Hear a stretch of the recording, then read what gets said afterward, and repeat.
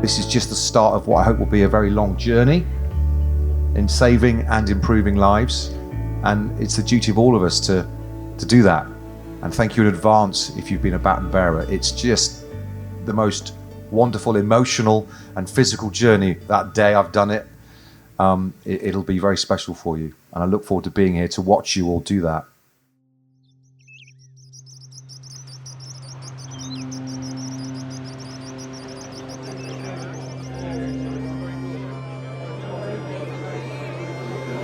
And it's the fact that we've got British Steel, and long may it continue.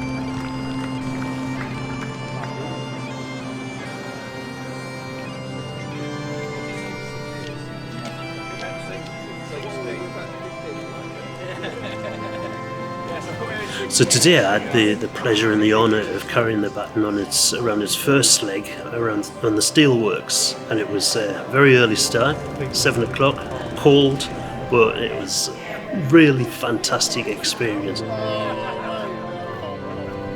For me, the baton is a symbol of hope. There is a way of getting through all the difficulties and coming out the other end and being in control again.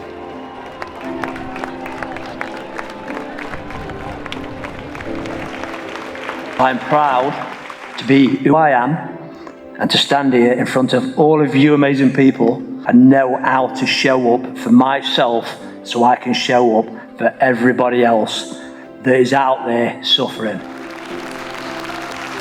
I have the coping mechanisms now in place where I control the depression and anxiety. Depression and anxiety doesn't control me.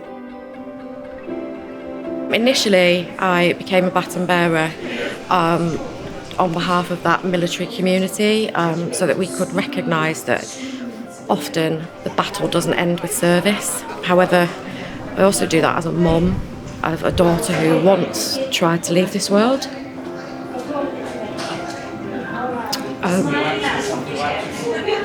I do it for everybody, the communities, their families, just to show that there is hope. And I take great pride in doing that every single day. I think specifically to North Lincolnshire, everybody knows what's happened over the last year or so with the football club and also with the steelworks as well.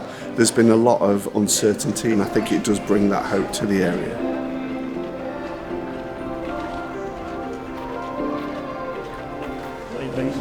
Sharing moments together is really what it's all about, and without being too cliched, you know, that's what football's about. That's why we have this incredible facility here for 8,000 people on good days to come down and share a sense of belonging and purpose and togetherness. Sadly, I lost my son George Ellis to suicide 4.5 years ago.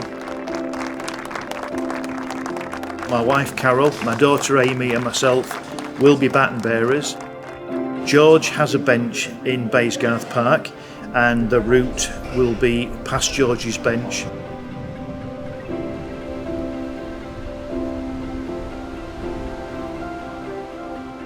I'm the fourth baton bearer in Central Park today.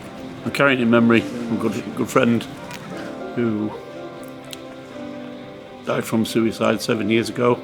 I'm going to carry it today on his behalf, and I'm going to be joined by his wife, his daughter, his mum, and all our friends. I feel privileged to be able to carry this baton today. I feel privileged to be able to represent my community as well. A lot of people with lived experience have joined in the campaign, and their voices are starting to be heard. How does it feel? Heavy, but powerful. Yeah, very, very powerful. I think it's really emotional. I think you just think of like the weight of everybody else who's carried it and their stories, and then adding our story to it. It's a lot, but it also feels really hopeful as well. It's good, but sad of the fact that we're doing this, and the fact that there's so many people, still sort of not here. Yeah, I guess that's what it represents to me. I'm also a jeweller, so I'm like looking at the craftsmanship. It is extraordinary what comes with it. I can't explain it. I just can't explain it. Mixed emotions, like really good to be doing something. Great to be promoting suicide prevention, raising awareness, fantastic. Really emotional for knowing all the people that have touched it and thinking about what people have been through. The actual physical weight of the baton, for me, represented the weight that those individuals might be feeling at that time. So to hold that weight for somebody else, it was just such an honour. For me, it's about the awareness of the support. There is hope, there is always an alternative route, there is a different option that you can take and a different path. The groups like Handyman's Club, the Samaritans, all these different places that are there for support, that are doing everything they can to help anyone who's struggling. Anything that raises the conversation around suicide and suicide prevention is really massively important, and to do something like this, which is involving such a lot of people and a huge part of the community, and also it helps people who've lost anyone to suicide or have ever felt suicidal to feel like they're not on their own, and I think that's massively important as well. Hope is believing and knowing that there is something that we can do about suicide. Suicide is not an inevitable part of our society, and there's so much that we can do about it in any community. To be able to carry something like the Baton of Hope is just amazing, I suppose, really. Because I could very easily not been here. The Baton of Hope brings hope with it. It brings together like-minded people who have gone through whatever they've gone through in life. But we can just come together.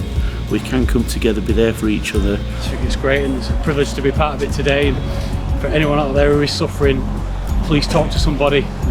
That's what it's all about, spreading awareness. Anyone who's suffering with mental health or thoughts of suicide, just please speak to somebody, ask for some help. That's what we're here for today. I could have easily been one of these statistics. Luckily, I wasn't.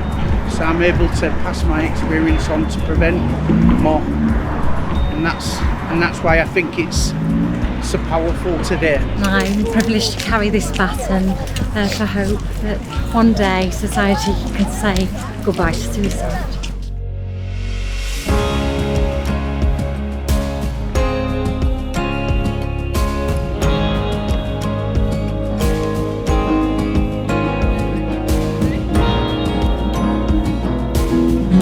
At the final stage now at the rugby club. So the rugby club has, been impacted by a number of suicide losses, and we wanted to finish the final leg here at the rugby club to remember those we've lost to suicide. We're going to hold a candle vigil. So again, just remembering everybody.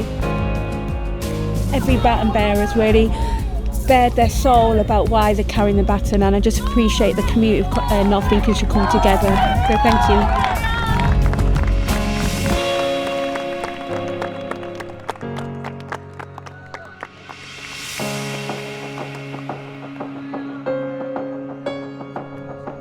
That dark time might be for a minute, an hour, but get past that point and there's so much to look forward to in life. We don't have to be in that dark place. There is hope there, but we've all got to come together. Could you imagine a life without hope? In your darkest moments, if you've got a little bit of hope and a little bit of a glimmer, and that's what people need, and there always is hope, I just think some people need a little bit of help to find it. Yeah.